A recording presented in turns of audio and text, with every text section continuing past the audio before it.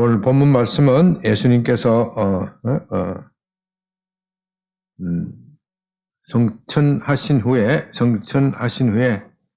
제자들이 어떻게 말씀을 전했느냐 할 그 짧은 구절로 이렇게 말씀하고 있습니다. 19절에 예수님께서 말씀을 마치신 후에 지상사역을 마치신 후에 부활하신 예수님께서 다시 하늘로 올려졌었다.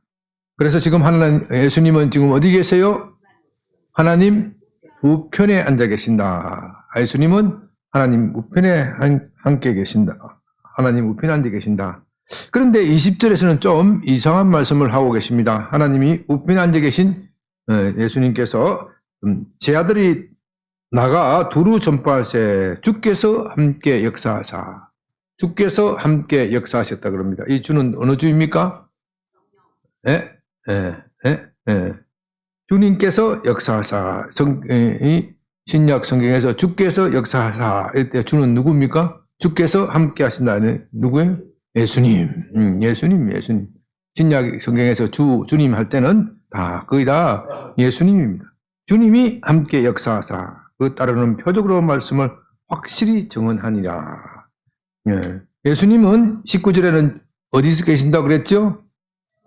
하나님 우편에 앉아 계신다고 그랬고 20절에서는 또 제 아들과 함께 하셨다. 함께 하셨다. 하늘에 계신 주님께서 어떻게 제 아들과 함께 하시는 겁니까?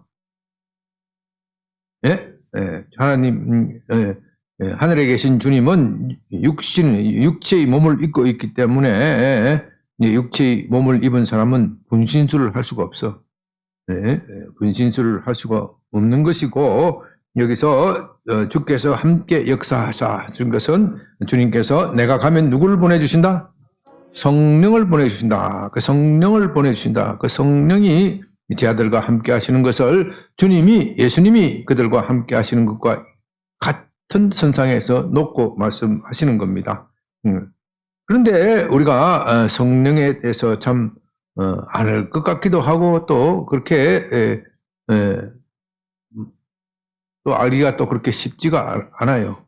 왜냐하면 예수님은 그래도 우리가 알 수 있는 것이 육체를 입고 오셨고 우리와 함께 사셨기 때문에 삼위 하나님, 성부 하나님, 성자 하나님, 성령 하나님 가운데에서 가장 우리가 이해하기 쉬운 분은 뭐니 해도 예수님이에요. 왜? 예수님이 우리와 함께 몸을 입고 사셨기 때문에 성령은 영이시기 때문에 육체를 가진 우리 인간이 알 것 같기도 하고 모를 것 같기도 하고 그래요. 우리 인간은 육체를 가지고 있기 때문에 우리가 영도 갖고 있고 육체를 가지고 있지만 육체를 가지고 있기 때문에 육체의 제약 때문에 영의 일을 다 알 수가 없는 거예요.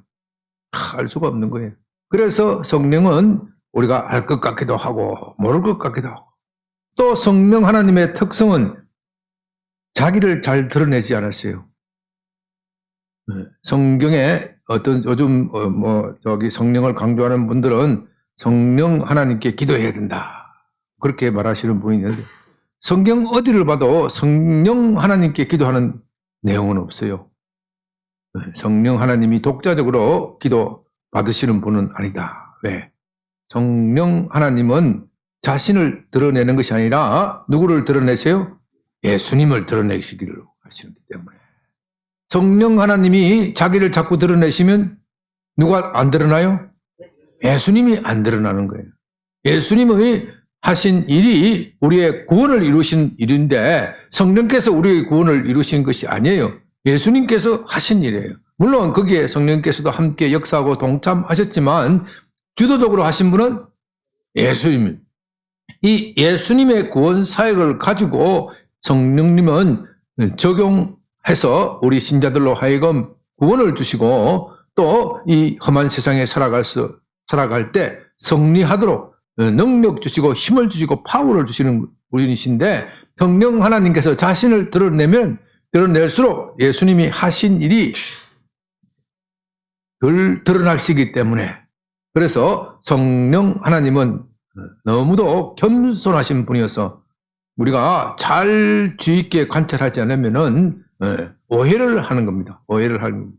그래서 오늘 주께서 함께 하사 이렇게 할 때 이때는 여기서 주님은 실제로 하신 분은 성령 하나님이신데 성령 하나님인데 그것을 예수님이 함께 하시는 것과 같은 선상에 놓고 말한다. 그러나 성령 하나님이 계신 것은 사실 성령, 성부, 성자, 성령 하나님, 삼일체 하나님은 늘 같이 하시고 같이 함께 하시기 때문에 삼위의 하나님이 함께 하시지만 특별히 이렇게 각자 또 맡으신 일이 다르기 때문에 우리로서는 참 그 이상의 이 신비로운 일에 접근하기가 좀 어렵습니다. 그러나 우리가 성경에서 주어진 여러 가지 지식을 가지고 이것을 계시된 지식을 가지고 검토하고 이것을 연구하는 것은 우리의 신앙에 큰 유익을 주는 겁니다. 왜냐하면 또한 이 요즘 시대는 이 성령에 대한 참 강조하는 것은 참 좋은 일인데 그 강조점이 지나쳐서 성령 하나님이 본래 하고자 하는 일을 방해하는 경우가 있어요. 방해하는 거예요. 성령 하나님은 무엇을 하기 위해서 오신다고 그랬죠? 예수님을 드러나기 위해서 하시는데 자꾸 성령 하나님을 자꾸 드러낼수록 누가 하신 일이 빛을 발하는 거예요? 예수님이 하신 일이 빛이 바래지는 거예요. 그래서 우리가 이런 공부를 할 때 굉장히 조심해서 해야 예수님이 하신 일이 우리에게 유익이 되고 또 예수님이 하신 일은 또 성령 하나님이 우리에게 가지고 그것을 가지고 해석해 주시고 적용해 주시고 그렇게 해야 우리의 삶에 참 진정한 능력이 나타나고 진정한 구원의 역사가 우리의 삶 속에서 이루어지는 겁니다. 그래서 주께서 함께 하사라는 이 말씀을 가지고 성령 하나님에 대해서 좀 우리가 좀 공부를 좀 했으면 좋겠습니다. 그 가운데서도 오늘은 특별히 성령 강림 사건 한번 띄워올리세요. 오늘 성령 강림 사건. 성령이 어떻게 이 땅에 강림하시는가? 언제 강림하셨죠? 오순절 성령 강림. 우리는 성령 강림하면 사도행전 2장 1절에 성령 강림 사건을 떠올립니다. 그렇다면 구약 성경에는 성령께서는 이 땅에 오시지 않았던가요? 구약 시대도 이 땅에 계시기는 하였지만 전면적으로 드러내지는 않으셨다.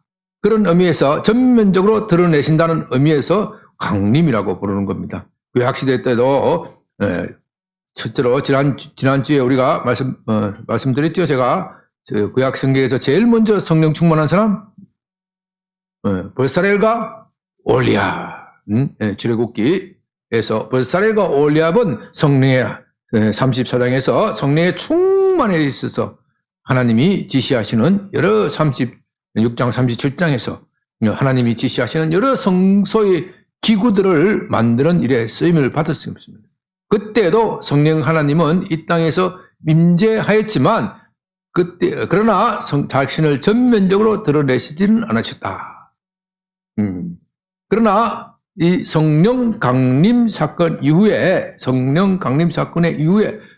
성령 하나님께서 전적으로 자신을 드러내시면서 주도적으로 일을 하시면서 하기 때문에 이때부터 이 사건을 계기로 해서 성령 강림 사건이다. 그렇게 부릅니다.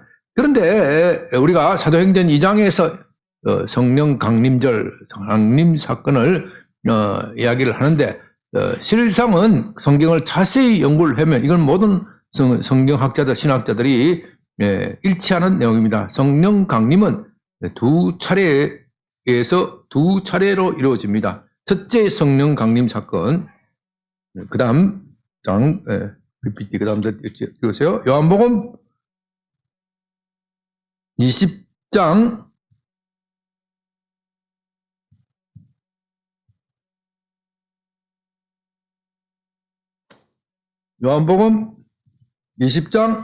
22절, 23절. 요한복음 20장 22절, 23절 다 같이 읽습니다. 이 말씀을 하시고 그들을 향하사 숨을 내쉬며 이르시되 성령을 받으라. 22절 보면 있습니다. 숨을 내쉬며 어떻게 해요? 성령을 받아라. 성령을 받아라. 이 성령이란 뜻이, 성령이란 히브리어 원어가 오는 숨이에요, 숨. 예.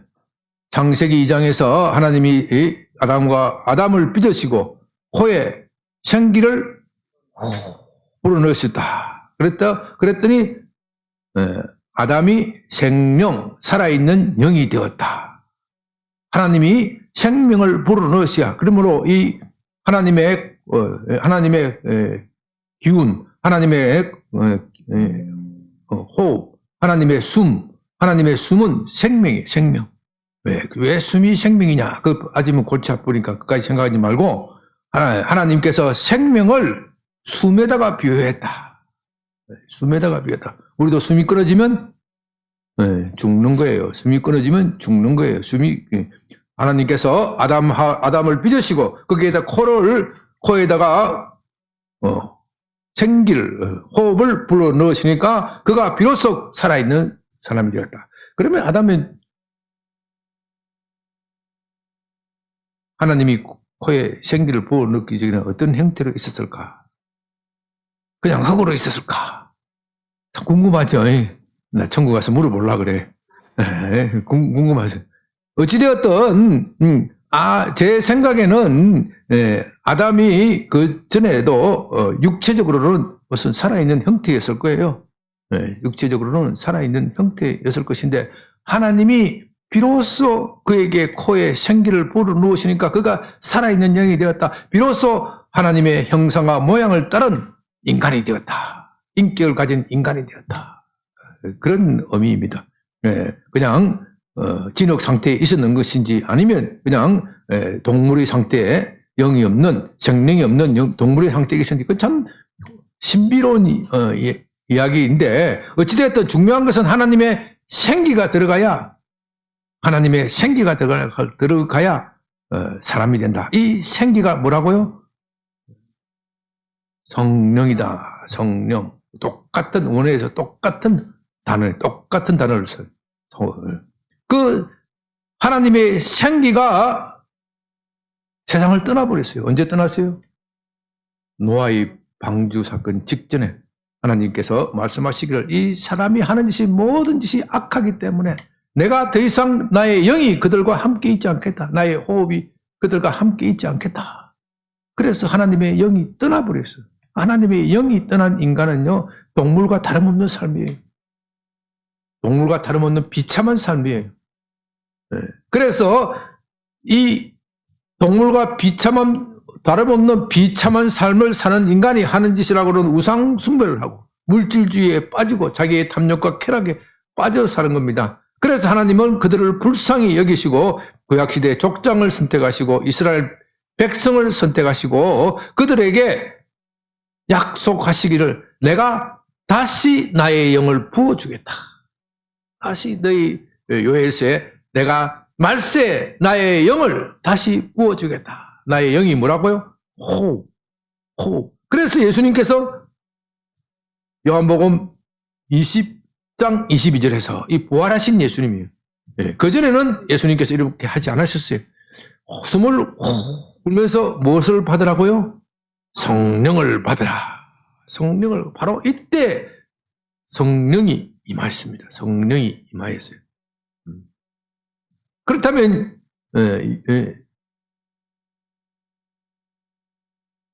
사도행전 2장의 성령 강림 사건은 도대체 어떻게 된 사건이냐? 이것을 둘러싸고 많은 신학적인 해석이 복잡하게 엇갈리는데, 여러분들은 이제 이 신학의 복잡한 그것을 연구를 하면 할수록 미궁에 빠지는데, 제가 좀 잘 여러분들이 이해하기 좋도록 잘 정리를 나름대로 해봤으니까, 이 두 강림의 차이, 두 다음 표, 두 강림의 차이. 자, 첫 번째 강림 사건은 요한복음 20장 22절. 두 번째 강림 사건은 사도행전 2장 1절에서 4절. 이 첫 번째 강림 사건과 두 번째 강림 사건의 사이의 기간은 며칠, 얼마나 됐을까요? 네? 네?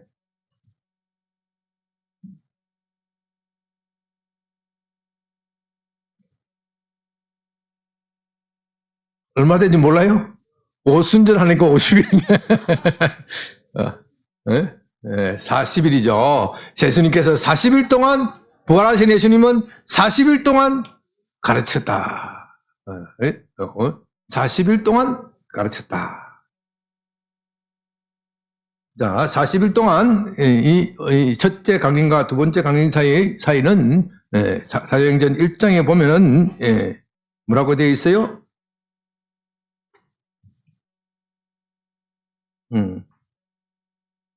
사도행전 1장 3절에 보면 부활하신 예수님은 40일 동안 그들에게 보이시며 하나님 나라의 일을 말씀하시니라. 40일 동안 가르치고 열흘 후에 강림하셨어요. 그러니까 50일이에요. 50일. 40일 동안 가르치고 열흘 후에 성령이 강림하셨어요. 그러니까 첫째 강림 사건과 두 번째 강림 사건은 50일의 기간이 있는 겁니다. 그래서 오순절이라는 거죠. 그래서 오순절. 첫째 강림 사건에 보면요, 형태를 보면 내적으로 임하였습니다. 제 아들이 예수님께서 성령을 받으라 물었는데 내적으로 임하니까 할 수 있어요, 없어요? 할 수가 없었어요.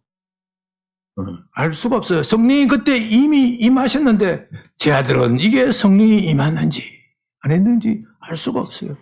본인이 인지가 잘 안 돼. 첫째 강림 사건의 형태는 이것은 마치 요한복음 7장 37절 38절에서 나를 믿는 자는 그 배에서 생수의 강이 흘러 넘치리라. 배에서 생수의 강이 흘러 넘치는 것을 내가 볼 수 있어요, 없어요? 없어요. 왜? 그것이 어디서 나오기 때문에? 속에서 나오기 때문에. 그러나 느낌이 달라. 느낌이 달라. 그런데 사도행전의 제2강림 사건을 보면 외부적으로 임했어요. 외부적으로.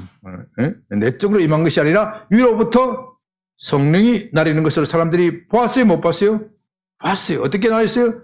불에 혀와 같이 갈라지는 것을 보았어요. 그 혀와 같이 갈라지는 것을 보니까 그들이 터가 진동하고 바람소리가 윙윙, 바람소리 같은 것이 윙윙 나고 귀로도 들리고 눈으로도 보고 사람들이 지각하고 느낄 수 있도록 임했었어요. 우리 시간이 짧지만 사도행전 1장 2장 1절부터 4절 한번 읽어봅니다. 사도행전 2장 1절부터 4절 시작.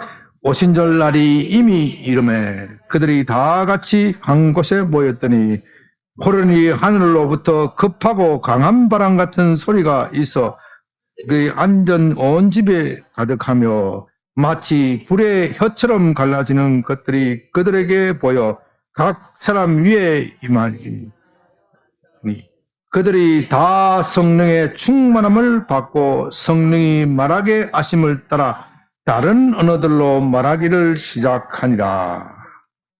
이렇게 아주 볼 수 있도록 그런데 그들만 보는 것이 아니라 믿지 않는 사람들도 보았어요. 쟤들 미쳤냐?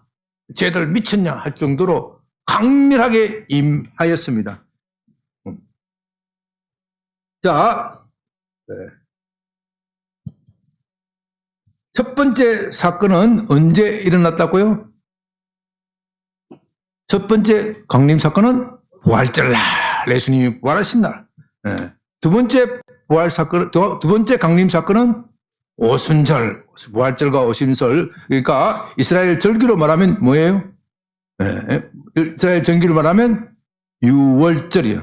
첫 번째 절기는 유월절, 두 번째 절기는 오순절, 77절 오순절 하는 오순절, 이스라엘의 절기라 하면 오순절이, 오순절. 그러니까 그것을 신약의 절기로 말하면 첫 번째 사건은 부활절이고, 6월절은 신약의 절기로 말하면 부활절이고, 오순절은 신약의 절기로 말하면 성령 강림절이에요. 성령 강림절. 네, 성령 강림절. 그 결과가 어떻게 되느냐? 제1 강림 사건에서는 사람이 거듭나고 새 사람이 되는 겁니다. 예수님께서 말씀하시길 물과 성령으로 거듭나지 않으면 누구든지 천국을 볼 수 없다. 이 요한복음 2장 22절의 사건으로 말미암아 이 제자들이 비로소 구약의 성도에서 신약의 성도가 된 거예요. 구약의 성도는 성령이 내재하지 않았어요. 그런데 예수님께서 그들에게 성령을 불어넣으심으로써 비로소 그들은 신약의 성도가 된 거예요. 그 전에도 그들은 예수님을 믿었어요? 안 믿었어요? 믿었어요. 믿었지만 여전히 그들은 구약에 속한 성도예요. 구약에 속한 성도와 신약에 속한 성도의 본질적인 차이는 구약의 성도는 간헐적으로 성령이 임하시는 것이고 신약의 성도는 내재하고 계셔서 영원히 함께 계시는 거예요. 이것이 신약의 성도와 구약의 성도의 차이입니다. 그러니까 우리는 얼마나 엄청난 복받은 시대입니다. 이 거듭나고 새 사람을 만드는 거예요. 그래서 고린도전서 12장 3절에서는 예수를 성령으로 말미암지 않고서는 예수를 주시라 할 수가 없다. 성령으로 말미암지 않고서는 예수를 주시라고 할 수가 없다. 이렇게 제1 성령 사건에서 나타난 이런 사람을 거듭나게 하고 새 사람을 만드는 거예요. 그런데 제2 성령 사건, 성령 강림절 사건에 있어서는 권능이 주어진 거예요. 사도행전 1장 8절에서 오직 너희가 성령이 너희에게 임하시면 너희가 무엇을 받고 권능을 받아서 사마리아와 예루살렘과 온 유대와 사마리아와 땅 끝까지 이르러 내 증인이 되리라. 그러니까 제2 성령 강림 사건에서 핵심적인 단어는 뭐예요? 파워. 권능이에요, 권능. 그 파워는 뭐 때문에 주어진다? 전도 때문에, 선교 때문에 파워가 선교. 여러분 이게 참 중요해요. 네. 저 사람은 사람이 좋은데, 사람은 좋은데 힘이 없어. 그러면 그 좋은 사람이 사회에 영향력을 미칠 수 있겠습니까? 있어요, 없어요? 없어요. 사람만 좋으면 뭐해? 그 선한 사람이 사회에 영향력을 미치려면 뭘 가지고 돼요? 파워가 있어야 돼. 그런데 사람은 파워가 있으면 교만해져. 참 딱 맞추네. 사람은 파워가 있으면 교만해져. 파워가 있으면 교만해져. 그렇기 때문에 사람이 선한데 파워가 있다. 이런 사람은 세상에 없어. 세상에 없어. 이해가 되십니까? 그러니까 착한 사람도 정권만 잡으면, 권력만 잡으면 어떻게 돼? 눈이 휘까닥해가지고 옛날에 저 사람은 안 저랬는데 왜 이러지? 사람이 변하는 거예요. 그래서 세상이 시끄러운 거예요. 그러나 성령 받은 사람은 내적으로 성령께서 그를 거듭나고 새 사람을 만들고 또 그에게 뭘 주신다고요? 파워를 주시기 때문에 진정한 이 세상의 변화를 가지고 있는 거예요. 진정한 이 세상의 변화를 가지고 있는 거예요. 그래서 이 첫 번째 성령 강림 사건에서 임하신 성령은 우리에게 어떤 일을 하느냐? 성령의 9가지 열매, 갈라디아서 5장 22절, 23절에서 뭐라요? 사랑과 희락과 화평과 오래 참음과 자비와 양성, 충성, 온유, 절제 이런 것을 열매를 맺게 하여서 결과적으로 인격을 변화시키는 거예요. 인격을 어떤 인격? 예수님 닮은 인격으로 변화시키는 거예요. 여러분 이 성령의 9가지를 온전하게 소유하신 분이 예수님이에요. 그래서 그는 완전한 사람이라 그래요. 예수님을 완전한 사람이라 그래요. 네. 왜? 하나님께서 코에 생기를 불어넣으신 그 완전한 하나님 닮음이 예수님에게 있기 때문에. 그 완전한 성품으로 만들어주시는 것이 제1 성령 강림 사건이다. 내주하시는 성령이다. 제2 성령 강림 사건에 있어서 성령께서 하시는 일은 방언과 예언, 병고침, 축사, 기적행함 여러 가지 이런 파워를 행사하시는, 권능을 행사하시는. 사람이 좋은 것만 가지고는 전도가 돼요, 안 돼요? 안 돼. 예? 예. 사람이 좋으면 세상에서는 사람이 좋고 힘이 없으면 쪼다라 취급하죠. 쪼다라. 예? 예. 쪼다란 말을 표현했을까 뭐 하지만은 그 매가리가 없어. 예? 매가리가 없어. 사람이 좋고도 힘이 있어야 되는데 세상에서는 그런 사람을 구하기 어렵단 말입니다. 그러나 오직 우리가 성령을 받으면 우리의 내면이 변하고 우리의 하는 것이 힘이 있어요. 파워가 있어요. 네, 파워가 있어요. 이 두 가지를 갖추게 해요. 갖추게 해서. 그래서 하나님 나라를 온전하게 이루는 겁니다. 그런데 이 세상은 이론적으로 되는, 어전에도 말씀드렸지만 이론만 가지고는 안 돼. 실제는 이론으로 설명할 수 없는 사건들이 너무나도 많아. 이 성령의 파워는 있는데 인격이 부족한 사람이 있어요.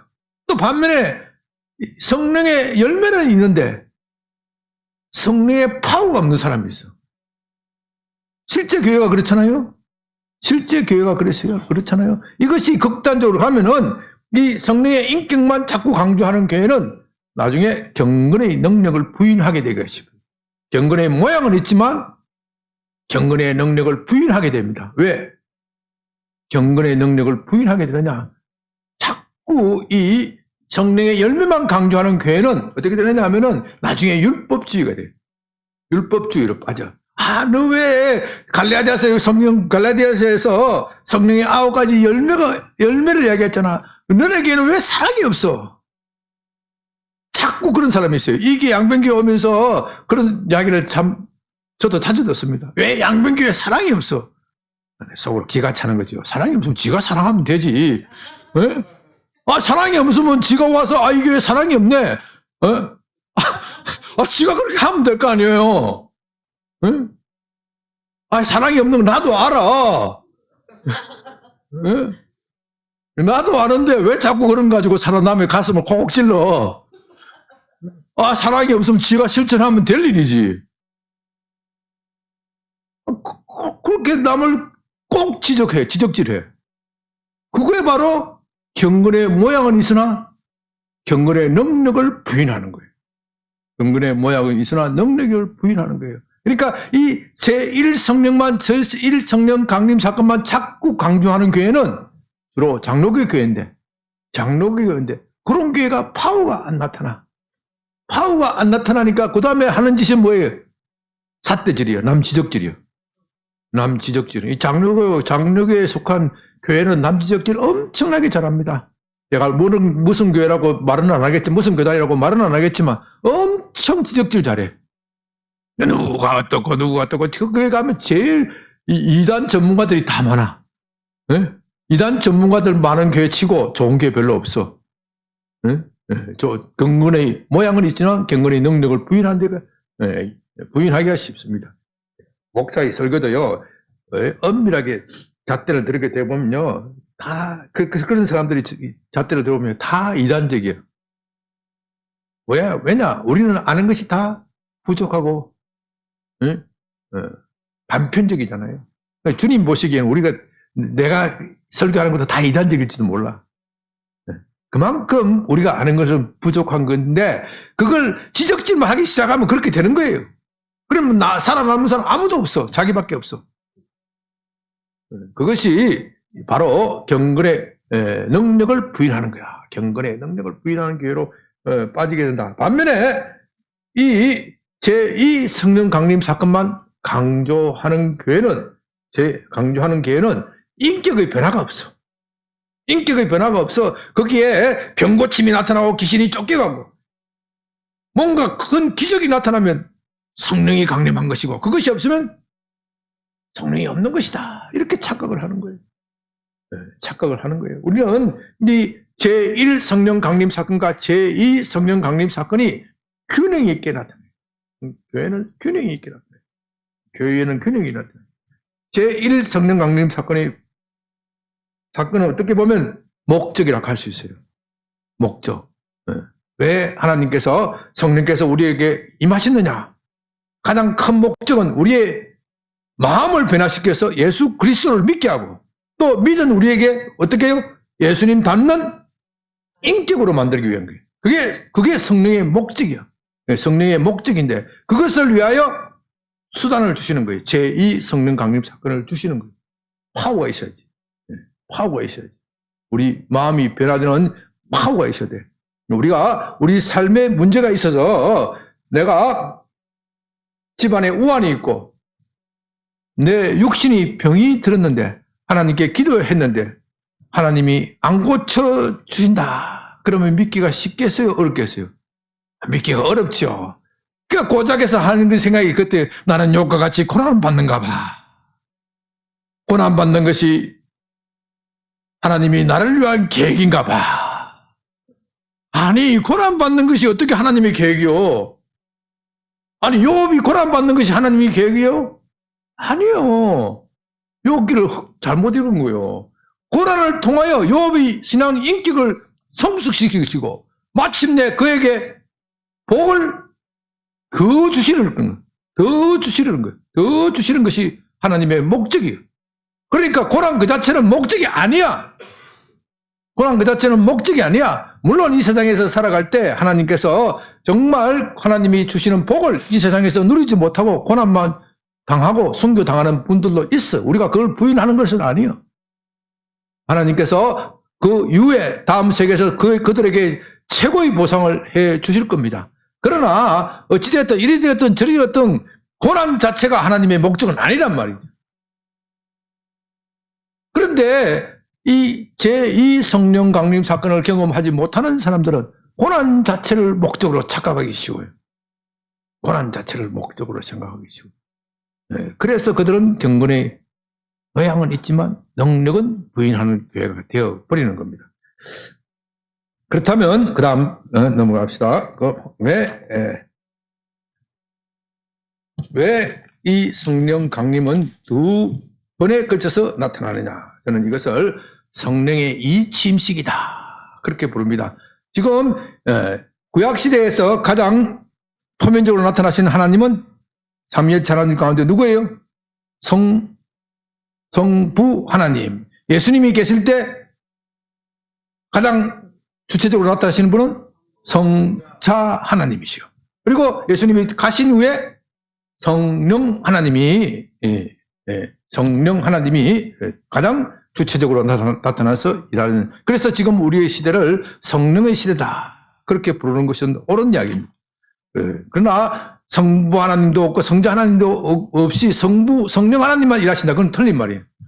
그건 틀린 말이고 성령 하나님이 주체적으로 가장 우리와 밀접하게 하시기 때문에 성령 하나님이 계신 그곳에서는 곧 성자 하나님도 함께 하시는 거고 성부 하나님도 함께 하시는 다는 그런 의미에서 지금 우리는 성령의 시대를 맞이하고 있는 겁니다.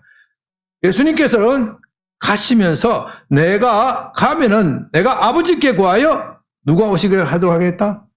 성령께서 오시도록 하겠다. 요한복음에서 그렇게 말씀하십니다. 내가 가는 것이 너에게 유익하다. 내가 가야 누가 오실 수 있다? 성령께서 오실 수 있다. 내가 너희와 함께 있지만 내가 너희와 함께 있는 것은 너무나도 제한적이다. 나는 육체의 몸을 가지고 있기 때문에 예루살렘에 있는 나는 사마리아에 있을 수도 없고 갈릴리에 있을 수도 없다. 나는 육체를 가지고 있기 때문에.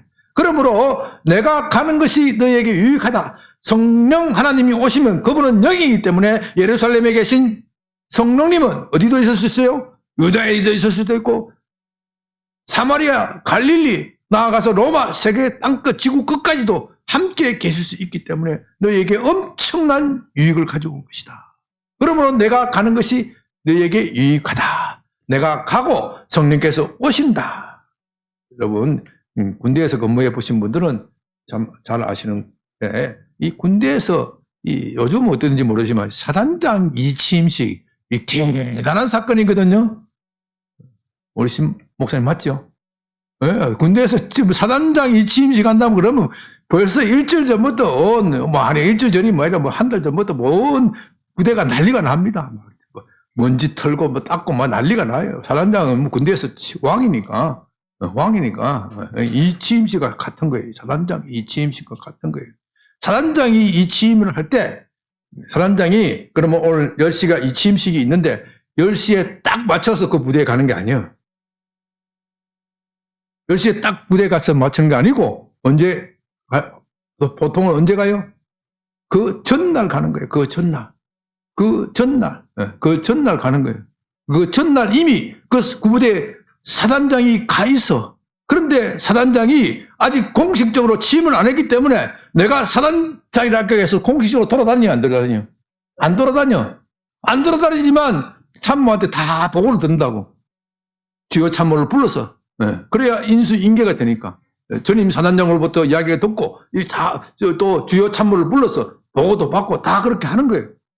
보고 다 하는 거예요. 그러므로 그는 이미 사단장으로부터 활동을 하고 있죠. 그러나 공식적으로 드러나지는 않는 거예요.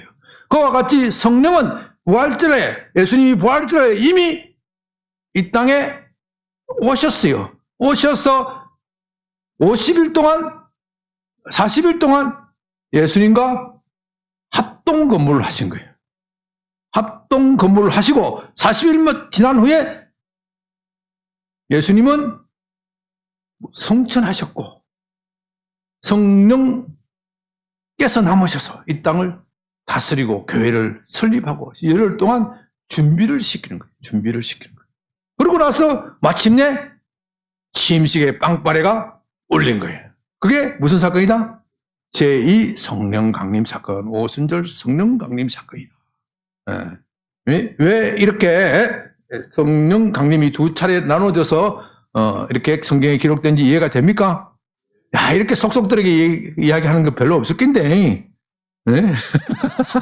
이럴 때 박수는 쳐야 돼. 네? 나도 우리 신목사님한테 배워서 박수 안 치고 싶으면 억지로 치게 만들더라고. 농담이고요. 이 두 차례 나누어져서 이렇게 사건이 일어나는 겁니다. 제가 여기서 말씀드리고자 하는 핵심적인 이야기는 이걸 신학적으로 이걸 설명하려고 하는 그게 목적이 아니고, 우리가 이 성령께서 하시는 두 가지 역할, 이걸 잘 유념해서 봐야 됩니다. 내적으로는 우리의 인격을 변화시키고, 외부적으로는 우리에게 뭘 주신다고요? 파워가 있어야 돼. 이 교회는 두 가지가 있어야 돼. 이 두 가지를 균형 있게 이야기를 해야 돼.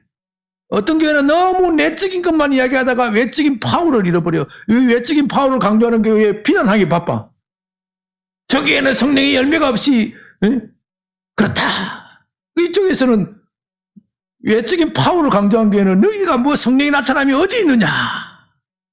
그 비난하기 바빠. 그 비난하는 게 중요한 게 아니고, 우리는 내부적인 내적인 변화도 있고 외부적인 파워도 있어야 돼요. 그래야 교회가 제대로 된 교회. 우리의 삶도 그래야 제대로 된 삶을 사는 거예요. 그거를 말씀드리려고 하는 겁니다. 다음 장. 그래서 이게 성령 세례냐 성령 충만이냐 하는 말에 많이 차이가 있는 겁니다. 장로교에서는 성령 세례는 곧 중생, 거듭남이다. 오순절 교회에서는 성령 세례는 그것이 아니고 오순절 날 그 사건이다. 그렇기 때문에 거듭난 사람도 성령 세례를 받아야 한다. 이게 서로 말다툼이 많아. 말다툼이 많아. 그 말다툼이 어느 것이 맞느냐, 이게 중요한 게 아니야. 그거는 어떻게 정의하는 자에 따라 달린 문제예요. 그런 거는 별로 중요한 것이 아니야. 중요한 것은 이 세례라는 말의 원래 의미가 중요해요. 예수님께서 너희는 몇 날이 못 되어 성령으로 세례를 받으리라. 세례의 월 의미는 세례식을 의미하는 거 아니에요. 그 세례식을 의미한다고 생각하기 때문에 사람들 사이에 혼돈이 생기고 그렇게 하는 거예요. 세례는 곧 거듭난 중생과 연관되어 있거든요. 그러니까 사람들이 헷갈리는 거예요. 원래 세례의 의미는 뭐예요? 물에 잠기다. 물에 잠기다. 너희가 지금 요한복음 2장 22절의 성령을 통해 성령을 받았지만 성령이 물에 잠기듯 한 수준으로 받지는 못했다 이 말이에요. 무슨 뜻인지 알겠어요? 예. 내가 요한복음 2장 22절에서 생기를 후 불어넣었을 때 너희는 성령을 받았지만 아직 물에 잠기는 수준은 못 되었다. 왜? 아직까지 성령께서 본격적으로 강림하시지 않았기 때문에. 그러므로 너희는 성령이 이제 강림하는 사건, 그가 취임식이 오면은 그의 취임식 때에 오순절 날에 너희는 물에 푹 잠기듯이, 세례 요한이 요단강가에서 세례를 주는 모습을 보았지. 어떻게 세례를 주더냐? 몸을 물에 반만 담그고 나오더냐? 그게 아니고 온몸이 다 푹 빠지도록. 그게 세례. 온몸에 푹 빠지라. 그렇게 성령이 강림하시면 너희가 그렇게 될 것이다. 그 말씀을 이해해야 되는데, 이 신학이라는 것은요, 성경을 이해하기가 그토록 만든 이론이고 책인데, 이 잘못하면요, 이 성경을 더 복잡하게 만들어. 이 성령 세례냐, 중생이냐, 이거 갖고 설명을 하다가요, 신자들을 얼마나 헷갈리게 하고 한 게 뭐예요? 중요한 건 그런 게 중요한 게 아니에요. 중요한 거는 우리가 두 가지의 성령 사건을 체험을 해야 돼요. 두 가지의 성령 사건, 내면적으로 우리 속에 변화가 일어나고 외면적으로 파워가 일어나야 돼요. 변화된 여러분들이 가족들을 위하여 기도할 때 가족들의 병이 나아야 돼. 그건 신유의 은사를 받은 목사만 하는 게 아니에요. 여러분들이 가정에서 믿음을 가지고 기도하면 하나님이 들으시는 거예요. 그게 파워가 나타나는 것이지. 물론 그것이 여러분들이 믿음이 약할 때는 담임 목사나 또 여러 사람들의 기도 많이 하시는 분들이 도움을 받아서 함께 기도할 수는 있어요. 그러나 주님이 궁극적으로 원하시는 것은 여러분이 삶의 현장에서 그 문제를 가지고 부둥켜 안고 기도할 때 병이 고침을 받고 귀신이 쫓김을 받아야 돼요. 오전에 대한민국 사람들이 50%는 우울증이 걸렸다 그랬죠? 우울증이, 배후에는 사탄, 귀신, 마귀가 있어요. 의학적으로는 절대로 그 사람들이 인정 안 할 것인데, 내가 관찰한 결과는 그래요. 내가 아무리 약으로 해도 안 고쳐져. 조금 있으면 다시 도져. 약물로 우울증 좀 도움은 줄 수 있어요. 좀 도움은 줄 수 있지만 우울증 완치됐다. 그런 사람 나 본 일이 없어. 좀 도움은 줄 수는 있는 건 분명해요. 그래서 내가 그 약을 무시하는 건 아니에요. 그 약 속에 배후에 있는 그 우울증 환자의 배후에 있는 상처가 있고, 그 상처를 가지고 자꾸 끄집고 흔드는 악한 마귀 사탄이 있어요. 요게 물러가기 전에는 절대로 그 우울증 환자가 고쳐지지 않아요. 여러분, 이 대한민국의 목회에서도요, 지금 우울증 고치는 교회가 최고로 뜨는 거예요. 여러분 그거 아세요? 그래서 교회 이름도 요새 뭐예요? 치유하는 교회. 치유하는 교회가 요새 대세요. 치유하는 교회. 뭘 치유해? 우울증만 제대로 교회 와서 치유하면요, 교회 부흥하고 발전합니다. 왜? 이 대한민국 사람 절반이 지금 우울증 환자이기 때문에. 대한민국 전체가 우울증 재앙이에요. 재앙. 우울증 때문에 자살하고 저런 거라고요. 우울증 때문에 애도 안 낳고 모든 문제가 지금 우울증과 연관이 되어 있어요. 국가가 그걸 잘 몰라. 교회가 그걸 할 수 있어야 돼. 그걸 하려고 그러면은 이 두 가지 성령의 체험을 해야 된다. 그 속에 있는 귀신을 쫓아내는 것으로는 되지가 않아. 쫓아낸 그 사람이 뭘로 바꿔야 돼요? 예수 닮는 인격으로 바뀌어야 돼. 그래야 귀신이 완전히 물러가는 거예요. 그렇지 않으면은 귀신을 쫓아내도 다시 귀신이 어떻게 해요? 제 친구 몇 명, 7명을 더 데리고 와서 그 상황이 전부 다 더 나빠졌다. 이 오순절 교회가 문제가 자꾸 일어나는 게 그거예요. 그들은 성령의 파워와 능력으로 병고침을 받고 귀신을 쫓겨가긴 했지만 나중에 상황이 더 나빠졌어. 그래서 그들 교회 가운데 사기꾼도 있고 교회 말아먹는 인간들도 있고 교회 분열하는 인간이 그렇게 많아. 이 미국에 가면요, 오순절 목사들이 성령의 파워를 얼마나 받아가 얼마나 많이 큰 돈을 모았는지 그런 목사도 있어요. 전세 비행기도 있고 말이에요. 예, 허가판 재산을 수천억 가진 목사가 있어요. 예, 예? 수천억 가진 목사가 있어요. 사는 거 보면 좀 말하면 개판이야. 엄난하고 부패하고. 하나님 왜 저런 사람에게 성령 주시냐 할 정도로 한심한 그게 있어요. 그 역성령의 열매가 없는 거예요. 열매가 없는 거예요. 우리는 두 가지의 성령 사건을 체험을 해야 한다.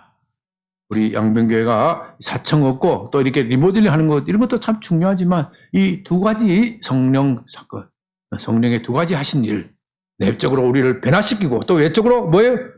파워를 주시는 일, 이것을 두 가지로 균형 있게 해야 교회가 여러분의 신앙생활도 균형 있게 발전하는 것이고 교회도 균형 있게 발전하는 겁니다. 오늘 우리가 조금 시간이 지났지만 그래도 한 40분까지 주여 크게 부르고 주여 내게 성령의 충만함을 주시옵소서. 내게도 성령 임하는 사건을 내가 느끼고 체험할 수 있도록 하여 주시옵소서. 다 같이 주여 크게 부르고 기도합니다.